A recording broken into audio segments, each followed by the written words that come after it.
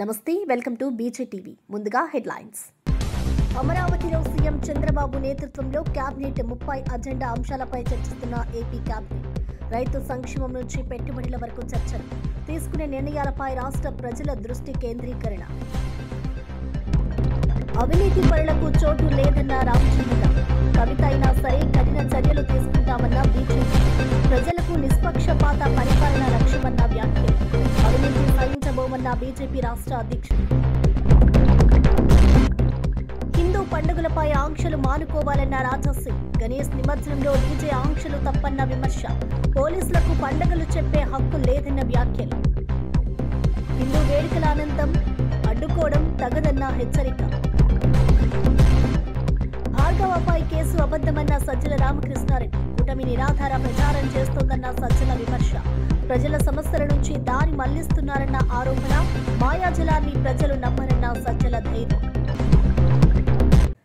ఇక డీటెయిల్స్ చూస్తే అమరావతిలో సీఎం చంద్రబాబు అధ్యక్షతన ఏపీ కేబినెట్ సమావేశం కొనసాగుతోంది ఈ భేటీలో మొత్తం 30 అజెండా అంశాలు చర్చకు వస్తున్నాయి ముఖ్యంగా రైతు సంక్షేమ పథకాలు ఎరువుల సరఫరా వరదల కారణంగా ఏర్పడిన పరిస్థితులు ఉపాధ్యాయ నియామకాలు విద్య వైద్య రంగ సవరణల వంటి ముఖ్యమైన అంశాలపై చర్చ జరుగుతోంది అదనంగా రాజధాని ప్రాంత అభివృద్ధి పెట్టుబడుల ఆకర్షణ పారిశ్రామిక విధానాలు కొత్త లాజిస్టిక్స్ పాలసీ రూపకల్పన కూడా అజెండాలో భాగమయ్యాయి రాష్ట్ర ప్రజలు ఎదురు చూస్తున్న గృహ నిర్మాణ పథకం మహిళా సంక్షేమ పథకాలు ఉద్యోగ కల్పన ప్రణాళికలు విపత్తు నిర్వహణ చర్యలు కూడా ఈ సమావేశంలో ప్రాధాన్యత పొందుతున్నాయి ఏపీకి పెట్టుబడులు కొత్త ప్రాజెక్టులు రాబట్టడంపై ముఖ్యమంత్రి కీలక నిర్ణయాలు తీసుకునే అవకాశం ఉంది ఈ సమావేశంలో తీసుకునే నిర్ణయాలపై రాష్ట్ర ప్రజల దృష్టి కేంద్రీకృతమై ఉంది మీరు చేసిన అరాచకాలు అన్యాయాలు చూసిన తర్వాత మీరు ప్రతిపక్ష హోదా కూడా తగరనే ఉద్దేశంతో 11 సీట్లు ఇచ్చారు ప్రతిపక్ష పార్టీ కావాలంటే ఎన్ని సీట్లు కావాలి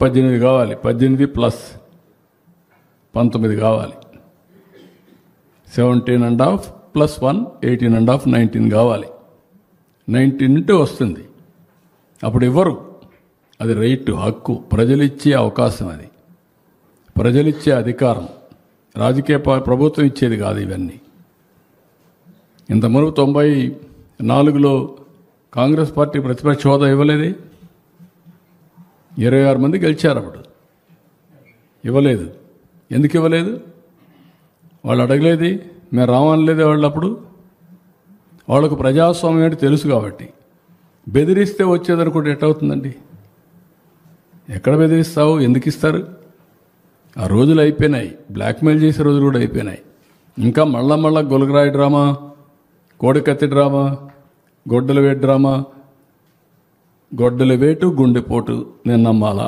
ఇప్పుడు కూడా నేను నమ్మాలా నీళ్ళు ఇస్తే నీళ్ళు ఇవ్వలేదని నేను నమ్మాలా ఎరువు ఇస్తామంటే ఎరువు ఇవ్వలేదని మీరు హైజాక్ చేస్తే మేము మిమ్మల్ని రైతు ఉద్యమంగా భావించి మీకు జోహార్లు కొట్టాలా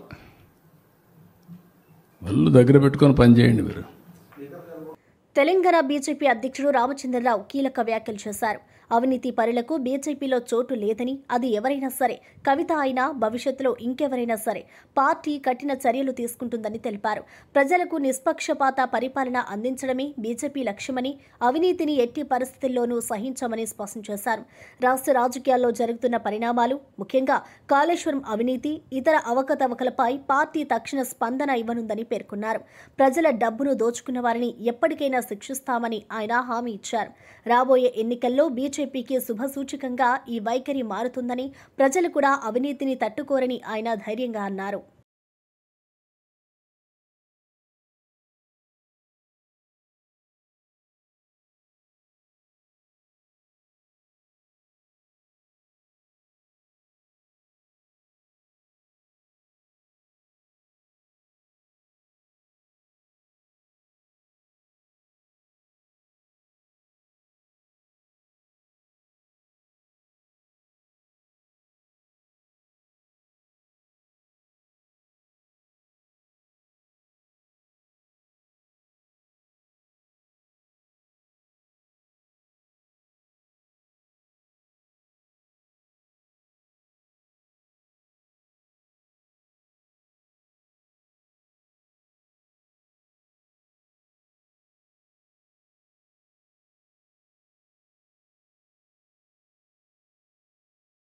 నందమూరి బాలకృష్ణ మరోసారి ఆసక్తికర వ్యాఖ్యలు చేశారు.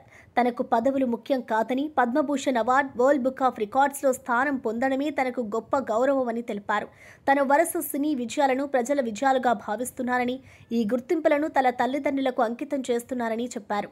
పదవులు వ్యక్తికి అలంకారం కాదని, నిజానికి వ్యక్తే వాటికి అలంకారమని భావన వ్యక్తం చేశారు. రాజకీయాలు, సినిమాలు ఏ రంగంలోనైనా తన ప్రస్థానం ప్రజల సేవ కోసం మాత్రమేనని ఆయన స్పష్టం చేశారు. అభిమానుల అండతో మరిన్ని విజయాలను సాధించేందుకు కృషి చేస్తారని హామీ ఇచ్చారు. మొట్టమొదటి కళాకారుడు నేను మన భారతదేశం నుంచి. అంటే నా విజయాలుగా భావించను, ప్రజల విజయాలుగా భావిస్తాను నేను ఇప్పుడు ఏదైనా. ఎందుకంటే ఎప్పుడు అంటుంటాను, ఏదైతే పదవులకు నేను అలంకారమేమో కానీ పదవులు నాకు ఎప్పుడు అలంకారం కాదని. ప్రతి సినిమాలో ఒక సందేశం ఉంటుంది. గత 4 సినిమాలు అవి విజయవంతమయ్యాయంటే అఖండ అంటే పిల్లల జోలికి వచ్చిన, ప్రకృతి జోలికి వచ్చిన, ధర్మం జోలికి వచ్చిన ఏమవుతుందో అన్నది చూపించాం. ఇవాళ భౌగోళికంగా దానికి ఎంతో ప్రాధాన్యతను సంతరించుకుంది హిందూపురం నియోజకవర్గం. ఇవాళ పరిశ్రమలు రావడానికి, అక్కడ స్థానికంగా ఉపాధి కల్పించడానికి అయితేనేమి కియా వచ్చింది. సికింద్రాబాద్ సీతాఫల్ మండిలో గణేష్ నవరాత్రి వేడుకలు వైభవంగా జరిగాయి. టీఆర్టీ యూత్ అసోసియేషన్ ఆధ్వర్యంలో వినాయకుడికి ప్రత్యేక పూజలు నిర్వహించారు. ఈ కార్యక్రమంలో సినీ నటుడు మంచు మనోజ్, ఆయన సతీమణి మౌనిక ప్రత్యేక అతిథులుగా పాల్గొని స్వామివారికి పూజలు చేశారు. భక్తులు పెద్ద ఎత్తున చేరి ప్రార్థనలు చేసి సాంస్కృతిక కార్యక్రమాలను వీక్షించారు. ఆలయ ప్రాంగణం రంగురంగుల అలంకరణలతో కలకలలాడింది. పూజల అనంతరం భక్తులకు ప్రసాదం పంపిణీ చేశారు. ఈ వేడుకల్లో స్థానిక ప్రజాప్రతినిధులు, భక్తులు అధిక సంఖ్యలో పాల్గొన్నారు. భక్తి, భరోసా నిండిన ఈ వేడుకలు సాంప్రదాయం, సంస్కృతి ప్రతిబింబంగా నిలిచాయి.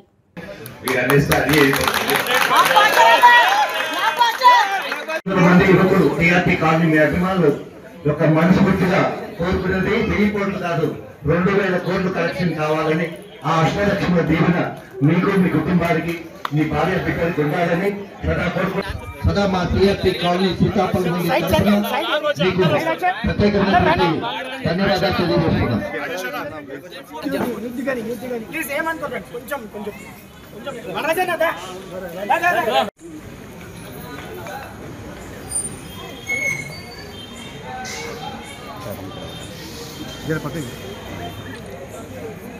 అందరికీ నమస్కారం.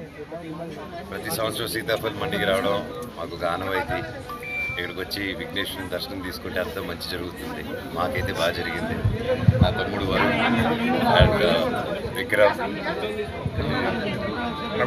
రఘు అండ్ ప్రతి ఒక్కరు నాకు సొంత తమ్ముళ్ళలాగా, ఎస్పెషలీ విక్రమ్ అండ్ వరుణ్ నాకు ప్రతి సంవత్సరం ఎప్పటి నుంచో ఒక టైంలో కష్టాలు ఉన్నప్పుడు అన్న ఇక్కడ రండి, మీరు వస్తే ఇక్కడ పూజలు చేస్తాం, వినాయకుడు పూజలు చేస్తాం, అంతా మంచి జరుగుతుందంటే మన కుటుంబ సభ్యులతో పాటు నేను, మోనిక ఒక ఫస్ట్ టైం మా పెళ్ళి కాకముందు రావడం జరిగింది. అప్పుడు తెలిసి మీకు అంతా వీడియోలు బయటకు వచ్చి అది ఇక్కడే. అండ్ వాళ్ళు చెప్పినట్టే ఇప్పుడున్న పెద్దలందరూ ఆశీర్వదించారు పెళ్ళి అవ్వాలని. 6 నెలల్లో పెళ్ళి అయింది. పెళ్ళి తర్వాత మళ్ళీ వచ్చాము. ఈసారి ఒక పాపతో రావాలన్నారు. నెక్స్ట్ డే పాపతో పెళ్ళి అయిన తర్వాత పాప వచ్చి వాళ్ళు చెప్పినట్టే పాప పుట్టింది. అండ్ ఇప్పుడు ఫైనల్లీ ఈరోజు పిల్లలతో వద్దాం అనుకున్నాం, కానీ వర్షం వల్ల లేట్ అయిందని వాళ్ళు రాలేదు. కాబట్టి వాళ్ళ బ్లెస్సింగ్స్ మాకు ఎప్పుడూ ఉండాలి.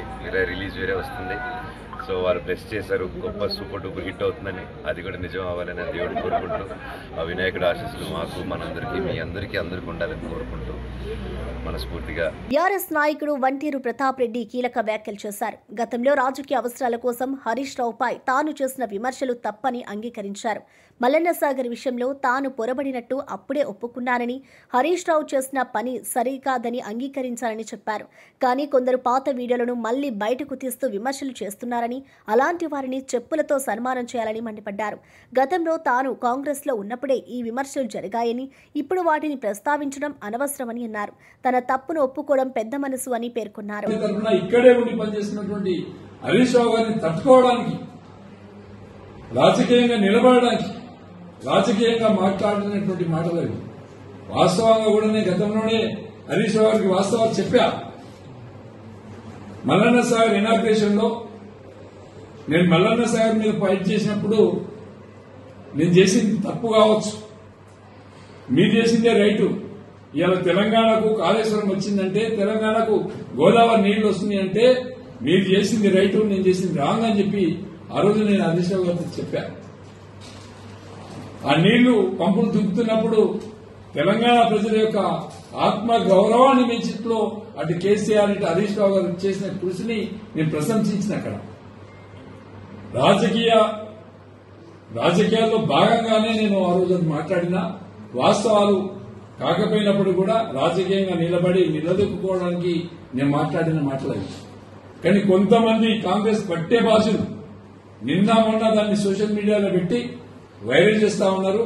ఆ పట్టే భాషలకు నేను విజ్ఞప్తి చేస్తున్నా, అనవసరంగా రాజకీయాల్లో కానీ న్యాయ విషయంలో కానీ ఎంటర్ అయితే మీకు చెప్పులతో సన్మానం తప్పదని చెప్పి సందర్భంగా సీరియస్ గా నేను హెచ్చరిస్తున్నాను. రాజకీయంగా హరీష్ రావుని ఎదుర్కోండి, రాజకీయంగా బీఆర్ఎస్ పార్టీని ఎదుర్కోండి, రాజకీయంగా మమ్మల్ని ఎదుర్కోండి. సౌటలు దద్దమ్మలు చేసే పని సోషల్ మీడియా ఉంది కదా అని చెప్పి ఇష్టం వచ్చినట్టు వాడుకుంటే తప్పకుండా మీకు రేపు జరిగే లోకల్ బాడీ ఎలక్షన్లలో డిపాజిట్లు కూడా రానియమని చెప్పి సందర్భంగా సీరియస్ గా హెచ్చరిస్తున్నా. నేను ఏదేమైనా బీజేపీ కాంగ్రెస్ పార్టీ నాయకులు మీరు ఇద్దరు ఒకటైనా కూడా మీకు రాష్ట్ర వ్యాప్తంగా కూడా డిపాజిట్లు కూడా రావు. నరేంద్ర మోడీ వచ్చేట దేకినా కూడా, రేవంత్ రెడ్డి గారి మోకాళ్ళ మీద పనిచేసినా కూడా మీకు ప్రజలు తిరస్కరించుడు, ప్రజలకు దగ్గర రానియని చెప్పి సందర్భంగా హెచ్చరిస్తూ 2 ముచ్చట్లు చెప్తున్నా. లాస్ట్ కి 8 మంది బీజేపీలను గెలిపించారు, 8 మంది కాంగ్రెస్ లను గెలిపించారు. కానీ 16 మంది కూడా ఈ రాష్ట్ర రైతాంగానికి కనీసం యూరియా ఇవ్వలేనటువంటి పార్లమెంట్ సభ్యులు. మీకు నైతికత ఉంటే, సిగ్గు శరం ఉంటే, సీము నెత్తులు ఉంటే రాజీనామా చేయండి, మళ్లీ ఎలక్షన్లకు రండి. కేంద్ర మంత్రి బండి సంజయ్ గణేష్ నవరాత్రులపై కీలక వ్యాఖ్యలు చేశారు. కొంతమంది వేడుకలపై దుష్ప్రచారం చేస్తున్నారని విమర్శించారు. రాజకీయాలకు అతీతంగా గణేష్ నిమజ్జనోత్సవాలు ప్రశాంతంగా జరగాలని సూచించారు. కరీంనగర్లో నిమజ్జనానికి అన్ని ఏర్పాట్లు చేశామని తెలిపారు. యువతలో భక్తిభావం గతంలో కంటే పెరిగిందని సంతోషం వ్యక్తం చేశారు. రాష్ట్ర వ్యాప్తంగా కూడా ప్రభుత్వ యంత్రాంగం సమన్వయంతో ఏర్పాట్లు జరుగుతున్నాయని చెప్పారు. గణేష్ ఉత్సవాలు సాంప్రదాయం, విశ్వాసానికి ప్రతీక అని ఆయన గుర్తు చేశారు. ఈ పండుగల పట్ల వ్యంగ్యంగా వివరించడానికి, ఈ పండుగల పట్ల సమాజంలో తప్పు ఆలోచన కలిగించడానికి కొంత ప్రయత్నం చేస్తున్నారు. ఈసారి యువత అంతా కూడా ఇలా ఒక మంచి ఆలోచిస్తున్నారు. నేను చాలా బస్తీలో తిరుగుతా ఉన్నాను. చిన్న పిల్లలు 5th class, 6th class, 7th class చదువుకునే పిల్లలు కూడా ఇలా వినాయక మంటపాలు ఏర్పాటు చేసుకుంటున్నారు. అంటే ఒక ఆలోచన వచ్చేది, వినాయక మంటపాలను ఏర్పాటు చేస్తే ఆ స్వామివారికి సేవ చేస్తే, వాళ్ళ ద్వారా 10 మందికి స్వామివారి దర్శనం ఇస్తే, 10 మందిని ఆ పూజలో పాల్గొనే విధంగా ప్రయత్నం చేస్తే కోరిన కోరికలు తీరుతాయి అని చెప్పి ఒక నమ్మకం, విశ్వాసం యువతలో కూడా వచ్చింది. ఇలా ఏ పూజ చేయాలన్నా కూడా మొదట చేసేది విఘ్నేశ్వర పూజ చేస్తాం. అలాంటి విఘ్నేశ్వర నవరాత్రి చాలా ఘనంగా చేసుకోవాలి, భక్తి వాతావరణం చేసుకోవాలని చెప్పి ఇలా సమాజంలో ఒక మంచి ఆలోచన వచ్చింది. కాబట్టి దేశభక్తితోని ఇముడి ఉన్న పండుగ విఘ్నేశ్వర నవరాత్రి ఉత్సవాలు, విఘ్నేశ్వర నిమజ్జనోత్సవ కార్యక్రమం. కొన్ని కర్మలు వచ్చే ఇవాళ మంటపాలు పెరిగినాయి. ఇవాళ అందరూ కూడా ఒక ప్రశాంతమైన వాతావరణంలో నిర్వహించుకుంటున్నారు. ఇంతవరకు కూడా నాకు తెలిసి గత 10-12 సంవత్సరాల నుంచి కరీంనగర్లో ఎలాంటి సంఘటన జరగలే. అందరు ఇవాళ హిందూ సమాజం అంతా కూడా ఒక భక్తి శ్రద్ధలతో ఈ నవరాత్రి ఉత్సవాలు చేసుకుంటున్నాం. ఎక్కడ ఎలాంటి ఇబ్బంది లేకుండా చేసుకుంటున్నాం. ఆ స్వామివారి ఆశీర్వాదంతో చేసుకుంటున్నాం. రేపు నిమజ్జనోత్సవ కార్యక్రమము కరీంనగర్ జిల్లాలో ఉంది, ఈ పార్లమెంట్ పరిధిలో ఉంది. ఆ ఏర్పాట్ల కోసమనే ఈరోజు మానకొండూరు, చింతకుంటలో పనులను పర్యవేక్షించడానికి రావడం జరిగింది. మొన్ననే గౌరవ కలెక్టర్ గారు, గౌరవ సిపి గారు, ఇతర అధికారులందరూ కూడా ఈ ప్రాంతాన్ని పరిశీలించి అన్ని ఏర్పాట్లను వాళ్ళు చేస్తూ ఉన్నారు. పోయినసారి కంటే ఈసారి క్రేన్ అని ఎక్కువ పెట్టడం, హైడ్రాలిక్ క్రేన్స్ పెట్టడం, ఈసారి స్విమ్మర్స్ పెట్టడం. ఎందుకంటే వాటర్ ఎక్కువ ఉంది ఈసారి.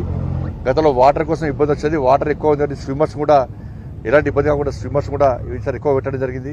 లైటింగ్ వ్యవస్థ కానీ, వాటర్ వ్యవస్థ కానీ పోయినసారి జరిగిన ఇబ్బందులను దృష్టిలో ఉంచుకొని చాలామంది సూచనలు, సలహాలు తీసుకొని, దీని తర్వాత మీ మీడియా సోదరులు కూడా చాలామంది వచ్చి మీకు ఎప్పుడు మీ సలహాలు కూడా అధికారులు తీసుకుంటారు.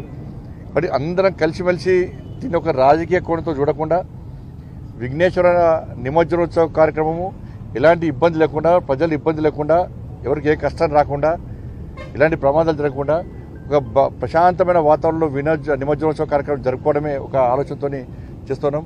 కామారెడ్డి జిల్లాలో వరద ప్రభావిత ప్రాంతాలను సీఎం రేవంత్ రెడ్డి పరిశీలించారు. లింగంపేటలో వరదల వల్ల దెబ్బతిన్న బ్రిడ్జిని ప్రత్యక్షంగా పరిశీలించి అధికారులను సమస్య పరిష్కారానికి చర్యలు తీసుకోవాలని ఆదేశించారు. ఈ పర్యటనలో ఆయనతో పాటు టీపీసీసీ చీఫ్ మహేష్ కుమార్ గౌడ్, మంత్రులు సీతక్క, పొంగులేటి శ్రీనివాసరెడ్డి, స్థానిక ఎమ్మెల్యేలు పాల్గొన్నారు. వరదల వల్ల ఇబ్బందులు పడుతున్న ప్రజలను పరామర్శించి వారికి సాయం అందించేందుకు అన్ని చర్యలు తీసుకుంటామని హామీ ఇచ్చారు. అభివృద్ధి పనులు వేగవంతం చేస్తామని ప్రకటించారు. కామారెడ్డి పట్టణ ప్రజలు ముఖ్యంగా ఈ జిల్లాలోనే ఇటు కామారెడ్డి శాసనసభ నియోజకవర్గం, ఎల్లారెడ్డి శాసనసభ నియోజకవర్గం మొన్న భారీగా కురిసిన వర్షాల వల్ల ఇక్కడి పేదలు, రైతులు, విద్యార్థులు పూర్తిగా ఇబ్బందికి, నష్టానికి గురైండు. వరదలు వచ్చినంబడే పర్యటన కోసం వచ్చిన వాతావరణం అనుకూలించకపోవడం వల్ల మెదక్లో కలెక్టర్ గారితో రివ్యూ చేసి ఇతర ప్రాంతాలను పరిశీలించి ఏరియల్ సర్వే చేసి ప్రభుత్వం ఒక ప్రాథమిక అంచనాకు వచ్చి కష్టం ఉన్నప్పుడు ప్రజాప్రతినిధులే కాకుండా అధికారులు అందరూ ఈ జిల్లాలో సమన్వయం చేసుకొని ముందుకెళ్ళడం వల్ల ఒకరికొకరు సహకరించుకొని కష్టాలలో ఉన్న ప్రజలకు అండగా నిలబడడంతో చాలా వరకు ప్రాణ నష్టం తగ్గింది. కొంత ఆస్తి నష్టం జరిగినా ప్రాణం ఉంటే మళ్ళీ ఎట్లయినా మిగతావన్నీ మనం సమకూర్చుకోవచ్చు. మీరందరు సమన్వయంతో కామారెడ్డి శాసనసభ్యులు కావచ్చు, ఎల్లారెడ్డి శాసనసభ్యులు కావచ్చు, ప్రభుత్వ సలహాదారులు షబీర్ అలీ గారు, ఈ ప్రాంతంలో ఉండే ప్రజాప్రతినిధులు పేరు పేరున ప్రతి ఒక్కరు చాలా వరకు సమస్య రాగానే ప్రజలకు అందుబాటులోకి వచ్చింది. మామూలుగా సమస్య వచ్చినప్పుడు సమస్య అయిపోయి ప్రజలు తేరుకున్న తర్వాత ప్రజాప్రతినిధులు వాళ్ళని కలవడానికి వెళ్తారు. కానీ నేను ఇక్కడ సమస్య వర్షము, ఇక్కడ వరదలు అధికంగా కాగానే ఎంపీ సురేష్ షెట్కర్ గారికి, షబీర్ అలీ గారికి పర్సనల్గా ఫోన్ చేసి తక్షణమే మీరు క్షేత్రస్థాయికి వెళ్ళండి, ప్రజలకు ఏం అవసరం ఉందో చూడండి, ఇన్ఛార్జ్ మంత్రి సీతక్కను ప్రత్యేకంగా మీరు అక్కడనే ఉండండి. ఎందుకంటే నిజామాబాద్ ఉమ్మడి జిల్లాకు సీతక్క గారు ఇన్ఛార్జ్ మంత్రిగా ఉన్నారు, మీరు కూడా వెళ్ళి అక్కడ స్వయంగా పర్యవేక్షించండి అని చెప్పి హైదరాబాద్ స్థాయిలో అధికారులు అందరినీ సమన్వయం చేసుకుంటూ, అది పోలీస్ సిబ్బంది కావచ్చు, రెవెన్యూ సిబ్బంది కావచ్చు, అదేవిధంగా సాగునీటి పారుదల శాఖకు సంబంధించిన సిబ్బంది, R&B, పంచాయతీరాజ్, ఇట్లా ప్రతి శాఖను సమన్వయం చేసుకుంటూ వర్షాలు ఏ విధంగా ఈ ప్రాంతాన్ని అతలాకుతలం చేస్తున్న వాటి అన్నిటినీ పరిగణలోకి తీసుకొని ఎప్పటికప్పుడు అధికారులకు సూచన చేస్తూ మిమ్మల్ని ఆదుకునే ప్రయత్నం చేసినాం. అయినా మళ్ళొక్కసారి వ్యక్తిగతంగా మిమ్మల్ని కలవాలి. GR colony, housing board colony Dwaraka ప్రతినిధులు, అధికారులు నా దృష్టికి తెచ్చింది. నేను మీకు ఒకటే మాట ఇస్తున్నా, కలెక్టర్లకి, ఇతర అధికారులకు నేను ఆదేశాలు ఇస్తున్నా, పూర్తి స్థాయిలో జరిగిన నష్టాన్నే కాదు, మళ్ళీ ఇలాంటి విపత్కర పరిస్థితి రాకుండా ఉండాలంటే శాశ్వతంగా ఏ విధంగా పరిష్కరించాలి. ఇప్పుడు ఏదో వచ్చింది, మిమ్మల్ని కలిసినాం, మిమ్మల్ని కలిసి మాట్లాడిపోయినాం, ఏదో మిమ్మల్ని ఈ కొంచెం ఆదుకోవడం అనేది సమస్య కాదు. మహేష్ గౌడ్ గారు నాకు హెలికాప్టర్లు వచ్చేటప్పుడు చెప్పిండు, మీరు ఇది శాశ్వతంగా ఏదైనా పరిష్కారం చూపించాలి సీఎం గారు, మాకు పాత ఉమ్మడి నిజాం అన్ని రివ్యూలు తీసుకుంటాను. మీకు ఒకటే మాట ఇస్తున్నాం, మా ఆడబిడ్డలందరూ కూడా చాలా సమస్యలు చెప్పిండ్రు. మీ సమస్యలకు శాశ్వత పరిష్కారం చూపించడానికి ప్రభుత్వం 100% పనిచేస్తుంది. అదేవిధంగా మా మున్సిపల్ చైర్పర్సన్ చెప్పిండ్రు, ప్రైవేట్ స్కూళ్ళలో చదువుకునే పిల్లలకు కూడా పుస్తకాలని నానిపోయినాయి, బడికి పోతలేరు, వాళ్ళ సమస్య కూడా అని. అందుకే కలెక్టర్ గారికి తక్షణమే ఆదేశాలు ఇస్తున్నా, మీ కంటింజెన్సీ ఫండ్స్ నుంచి ఇమ్మీడియట్గా ఈ ప్రైవేట్ స్కూల్స్లలో ఉండే పిల్లలకు కూడా స్కూల్ బుక్స్ కానీ లేకపోతే నోట్ బుక్స్ కానీ ఏమే వైసీపీ సీనియర్ నేత సజ్జల రామకృష్ణారెడ్డి కీలక వ్యాఖ్యలు చేశారు. సజ్జల భార్గవపై వేసిన కేసు పూర్తిగా అబద్దమని, ఇందులో ఎలాంటి స్కామ్ సంబంధం లేదని తెలిపారు. రాష్ట్రంలో ఎన్నో సమస్యలు ఉన్నా చంద్రబాబు నేతృత్వంలోని కూటమి మాత్రం పత్రికల ద్వారా నిరాధార ప్రచారం చేస్తుందని విమర్శించారు. అసలు ప్రజల సమస్యలపై దృష్టి పెట్టకుండా దారి మళ్లించే ప్రయత్నం జరుగుతుందని మండిపడ్డారు. ప్రజలు ఈ మాయాజాలాన్ని నమ్మరని ధైర్యంగా అన్నారు. వాటి బ్యూరోల కింద పనిచేయడం అనేదాన్ని నువ్వు వాటి మీద డిపెండ్ అయ్యి రాజ్యం నడపడము, పాలన చేయడము, రాష్ట్రాన్ని ఇంకోటి ఏదో చేయాలని చేస్తున్నానని చెప్తే అంతకంటే అబద్ధమే ఉంటుంది. సో ఫస్ట్ నా క్లారిఫికేషను నేను చెప్పదలుచుకున్నది, సజ్జల భార్గవకు సంబంధించి ఈరోజు వేసింది పూర్తి అసత్యం, అబద్ధం. స్కామ్తో సంబంధం కాదు, అసలు స్కామే లేదు. స్కామ్తో సంబంధం ఎక్కడి నుంచి వస్తుంది అంటే యాజ్ ఏ ఎంటర్ప్రెన్యూర్ వాటికి సంబంధించి డిఫరెంట్ ఆపర్చునిటీస్ వెతకడంలో భాగంగా ఒక కంపెనీ ఫ్లోట్ చేశారు. అది ఏమి టేకప్ కాలేదు, యాక్టివిటీ టేకప్ చేయలేదు. That was an idea. కాబట్టి దాంట్లో ఎలాంటి ట్రాన్సాక్షన్ లేదు, ఇలాంటి ట్రాన్సాక్షన్ లేదు. లీవ్ అలోన్ ఏదో వాటి ఏమంటారు మన ఇంకొకటి ఎవడో దీనిలోకి సంబంధించిన అమౌంట్స్ దీని ద్వారా పోవడం అటుంచి దానికి అకౌంటే లేదు, ట్రాన్సాక్షన్స్ లేవు. That's one part. మరి రాష్ట్రంలో ఇన్ని సమస్యలు ఉన్నప్పుడు మీ పత్రికలకు, ఆ సెక్షన్ ఆఫ్ మీడియాకు రోజు ఫస్ట్ పేజీ నిండా పెద్ద పెద్ద ఐటమ్స్ ఇవే వేసుకుంటే వాటి మీదే చంద్రబాబు నాయుడు మాట్లాడుతూ రియల్ సమస్యలు ఏవైతే ఉన్నాయో వాటి గురించి ఎవరైనా రైజ్ చేస్తే వాటి మీద ఎదురుదాడి చేయడం మొదలు పెడితే ఇంకా దాన్ని రాజకీయం అనాలనా లేక దాన్ని ఒక భయంకరమైన దాన్ని ఏమంటాము విషపూరితమైన దుర్మార్గపు దాన్ని అసాంఘిక వ్యవహారము కార్యకలాపనాలను అందరూ అర్థం చేసుకోవాలి. గుంటూరు జిల్లా తురకపాలెంలో జరిగిన మరణాలపై వైద్య ఆరోగ్య శాఖ మంత్రి సత్యకుమార్ తీవ్ర ఆగ్రహం వ్యక్తం చేశారు. 4 నెలల్లో 23 మరణాలు జరగడం ఆందోళనకరమని అన్నారు. ఈ పరిస్థితులపై అధికారులు ఏం చేస్తున్నారని ప్రశ్నించారు.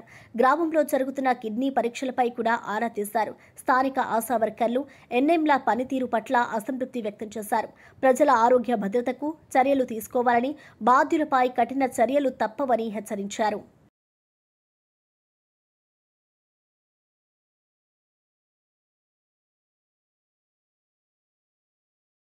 స్టీల్ ప్లాంట్ కార్మిక నేతలపై ఎంపీ భరత్ సంచలన వ్యాఖ్యలు చేశారు. ఉక్కు పోరాటం కార్మికుల మనుగడ కోసం జరగాల్సిందేనని అన్నారు. అయితే కార్మిక నాయకులకు చిత్తశుద్ధి లేదని విమర్శించారు. కార్మిక నేతలను తన దగ్గరకు రాకూడదని చెప్పినట్లు వెల్లడించారు. స్టీల్ ప్లాంట్ సమస్యను రాజకీయ ప్రయోజనాల కోసం వాడుకోవద్దని సూచించారు. ఏంటి అంటే నాకు కొంత అనిపించేది, ఈ పోరాటం వాళ్ళకి ఆగకూడదు, ఈ పోరాటం నడిస్తేనే వాళ్ళకి ఒక ఉనికి ఉంటుంది అనే ఒక ఆలోచనతో బహుశా కొందరు ఉన్నారేమో అనే ఒక అనుమానం కూడా నాకు అనిపిస్తుంది. ఎందుకంటే స్టీల్ ప్లాంట్ బాగుంటే మాకు అసలు ఇష్యూస్ ఏమీ మేము చేయలేము, మేము లబ్ధి పొందలేమని కొందరు ఆలోచిస్తున్నారేమో.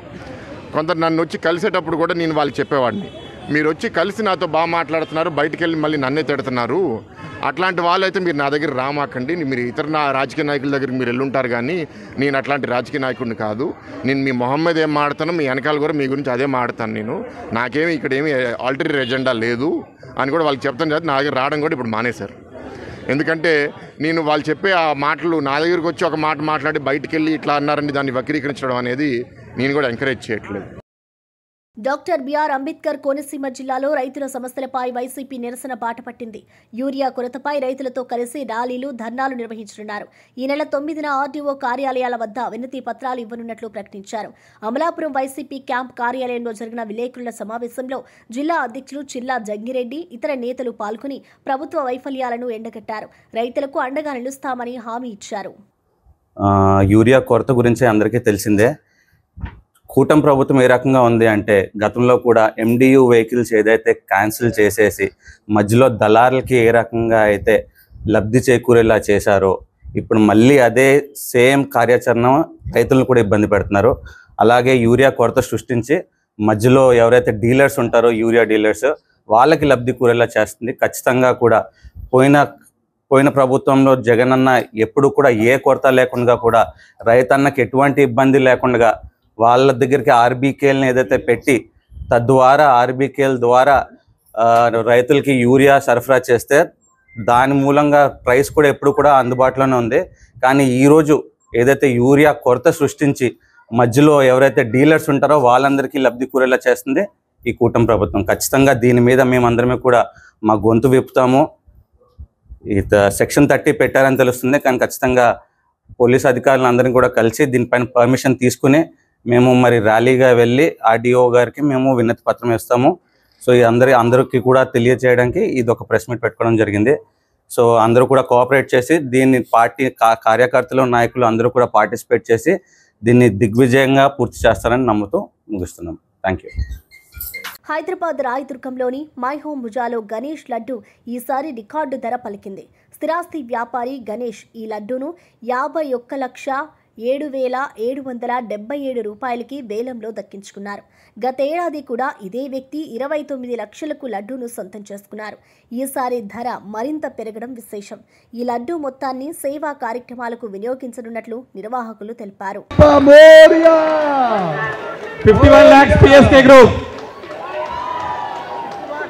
51 lakhs PSPK Srikanth 51 lakhs. Woo! 51 lakhs 7,777 rupees. Woo! 51 lakhs 7,777. 51,07,777 రూపాయలు. గణేష్ ఒకటోసారి 51 lakhs 7,777 రెండోసారి. ఇంకా ఉన్నారా బాబు? Ready, count down ready. 10, 9, 8, 7, 6, 5, 4, 3, 2, 1.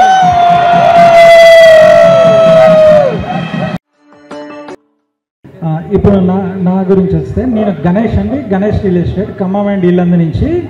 So ఇక్కడ ఇది నేను 2వ సంవత్సరం. పోయిన సంవత్సరం కూడాను మై హోమ్ భుజాల లడ్డు ఆక్షన్ 29 lakhsకి గెలుచుకోవడం జరిగింది. ఇది మళ్ళీ ఇది 2వసారి కంటిన్యూగా ఇది నాకు దక్కటము. నేను నాకు నా ధైర్యానికి ఇది సంబంధించినగా భావించి దేవుడి దయ కృప నాకు ఉండాలని కోరుకుంటూ, నాకు మన మిత్రులందరికీ మై హోమ్ భుజాలో ఉన్న ప్రతి ఫ్లాట్ వారికి కూడాను ఈ లడ్డు ప్రసాదాన్ని నేను అందిస్తానండి. థ్యాంక్ యూ సో మచ్ అండి.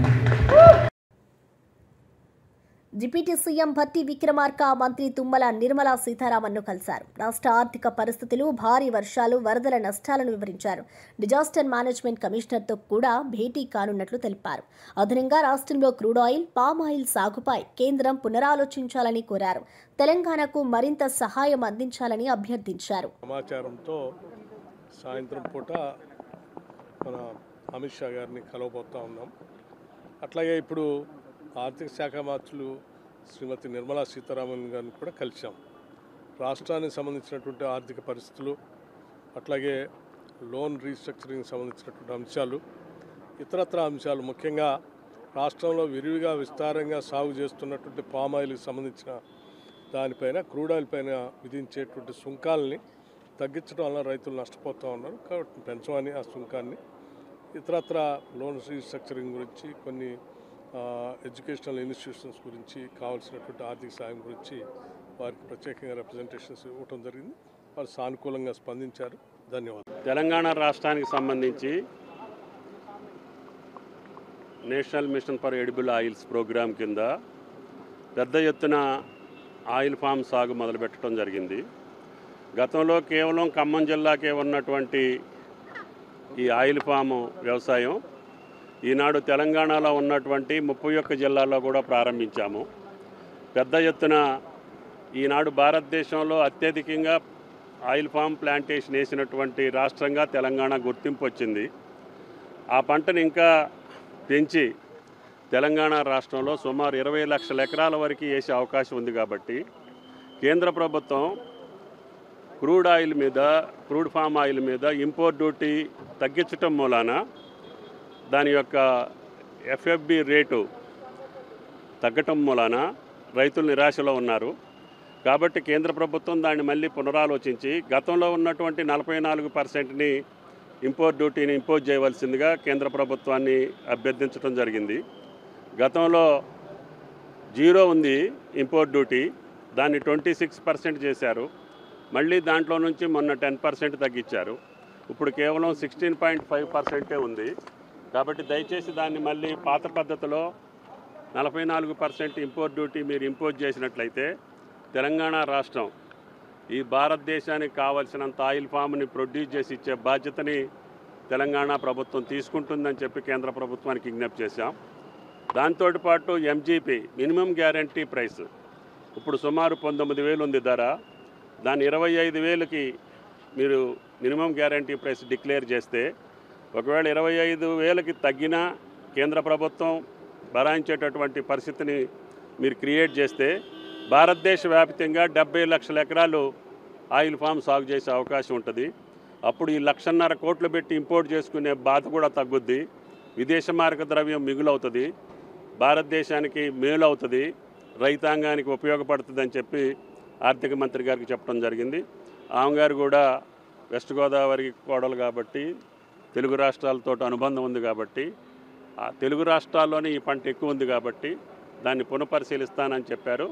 త్వరలోనే ఇది శాఖలతోటి సంబంధం ఉన్నటువంటి సమస్య కాబట్టి నేను వెంటనే దాన్ని పరిశీలించి పరిష్కారం చేస్తానని చెప్పడం జరిగింది. మరిన్ని డీటెయిల్స్ కోసం చూస్తూనే ఉండండి BGTV.